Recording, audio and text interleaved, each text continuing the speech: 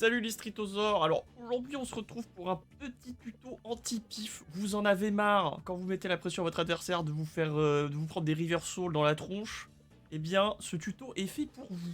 Donc première technique anti-pif très simple, c'est juste le décalage. En gros vous allez décaler votre coup de quelques frames, de 7 frames très exactement. Et de cette manière vous allez pouvoir taper. Mais si votre adversaire a fait un coup invincible, eh bien vous aurez la garde. Pourquoi 7 frames?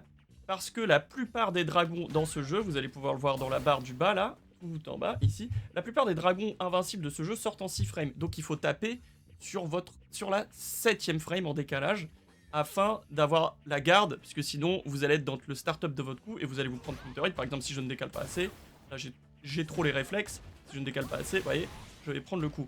Pour s'entraîner à faire ceci, vous allez aller dans Reversal, vous allez programmer un Reversal qui sort à la frame 1, un Reversal invincible, et vous allez également mettre un Reversal de coup de poing léger, donc un 4 frames si possible, qui va sortir au bout de la 8ème frame. Ainsi, vous allez apprendre à taper exactement avec 7 frames de décalage, et si vous le faites bien, vous aurez la garde sur le dragon, et vous aurez un counter hit sur le petit point. Voilà, là c'est parfait. Donc vous vous entraînez à décaler sur tous vos Oki, hein, vous apprenez à faire ce décalage manuellement. Malheureusement, il n'y a pas de setup, hein, c'est du timing.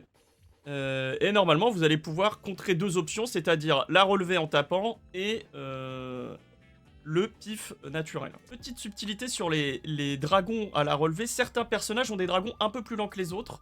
Par exemple, Blanca, son pif sort en 7 frames, donc vous allez voir décaler une frame supplémentaire. Sagat, c'est en 8 frames, et Ed, il me semble que c'est en 12 ou 13 frames, donc là, Ed, oubliez le décalage, c'est trop risqué, mais par contre, vous pouvez le miti, mais ça, c'est un autre sujet. Et donc, par exemple, vous allez voir, sur ce Blanca, voilà, startup de 7 frames, donc il faut décaler un peu plus, voilà. C'est juste une petite subtilité. Normalement, je crois qu'il n'y a pas d'autres persos. On passe à la suite. Bien évidemment, abonnez-vous si vous voulez plus de tutos de qualité. Ensuite, deuxième option très classique en anti-pif, c'est de faire un safe jump. Donc, qu'est-ce que c'est un safe jump? C'est un coup sauté sûr, un coup sauté sécure qui va vous permettre de sauter sur votre adversaire à sa relevée tout en évitant son pif. Donc, pour faire un safe jump, je vais pas rentrer dans les détails. Il y aura une vidéo dédiée, je pense. Parce que, en fait, derrière le safe jump, il y a énormément de mind game et de possibilités. Mais en gros, ce qu'il faut retenir, c'est que vous devez être dans un Oki où vous êtes à plus 42. Voilà. Donc là, je suis plus 42, qui va me permettre de faire un coup sauté sécure juste derrière, comme ceci. Voilà. Et si mon adversaire décide de, je sais pas, sauter, eh bien mon coup va passer en 8, je suis plus 15, j'ai un méga combo. Donc là, il n'y a pas vraiment de technique, il faut juste apprendre vos safe jump. Quasiment tous les persos du jeu en ont, je pense. Là, j'avoue, je n'ai pas la liste exhaustive. Mais il y a des persos qui en ont plus que d'autres. Akuma, par exemple, en avait plein avant, maintenant il en a perdu. Des persos comme Ed en ont plein dans le coin. Normalement, vous en avez. Je vais pas vous faire la liste, mais voilà. Donc juste le safe jump. Option très safe pour mettre la pression à votre adversaire. Généralement, c'est dans le coin. Il y a des safe jump mid-screen. Par exemple, Akuma a ce safe jump mid-screen, hein, il existe aussi. On l'utilise pas trop, mais il existe. On a appris à bait les dragons invincibles, mais il y a autre chose dans la vie, il y a les supers. Ah, comment on bait des supers? Alors, la solution du décalage et du safe jump fonctionne, mais il y a des solutions en plus.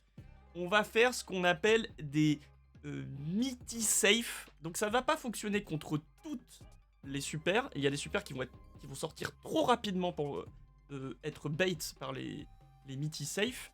Mais ça fonctionne généralement sur les supers qui vont sortir en 8, 9 et plus. Voilà.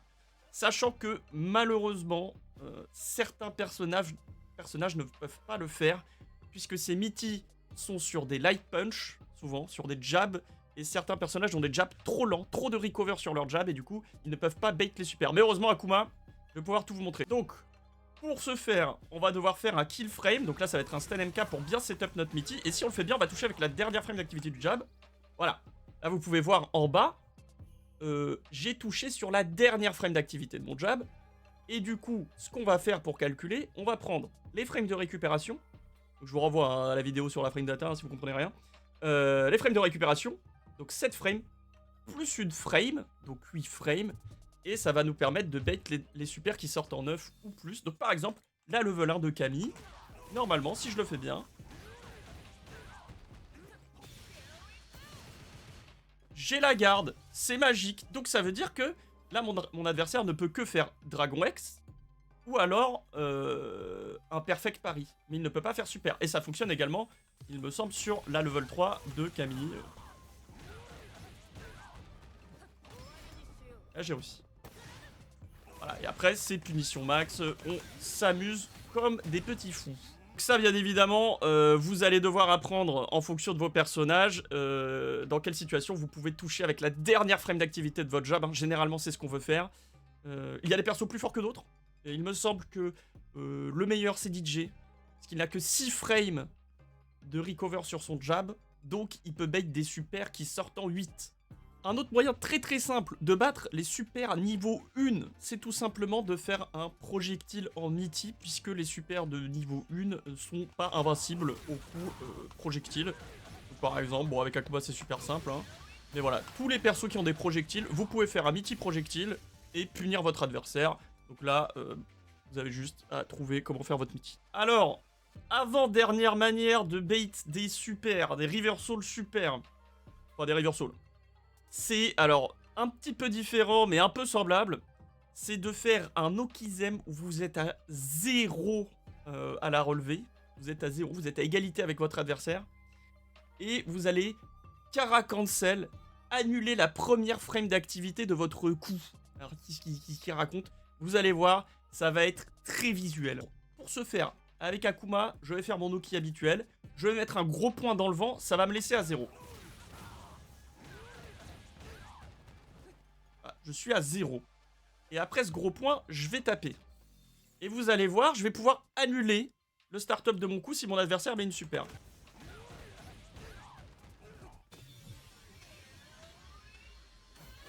Vous avez vu? On a vu le start-up de mon gros point.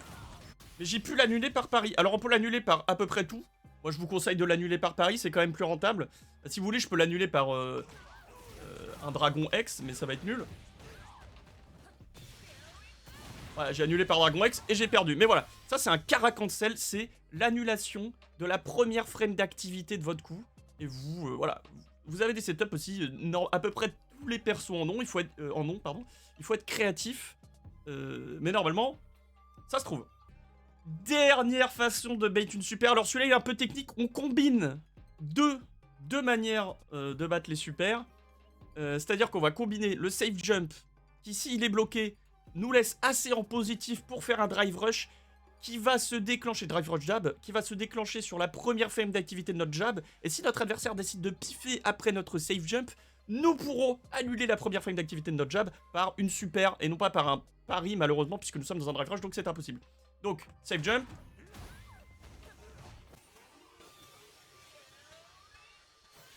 Là vous avez vu, on a vu le start-up de mon jab et j'ai pu l'annuler par une level 2.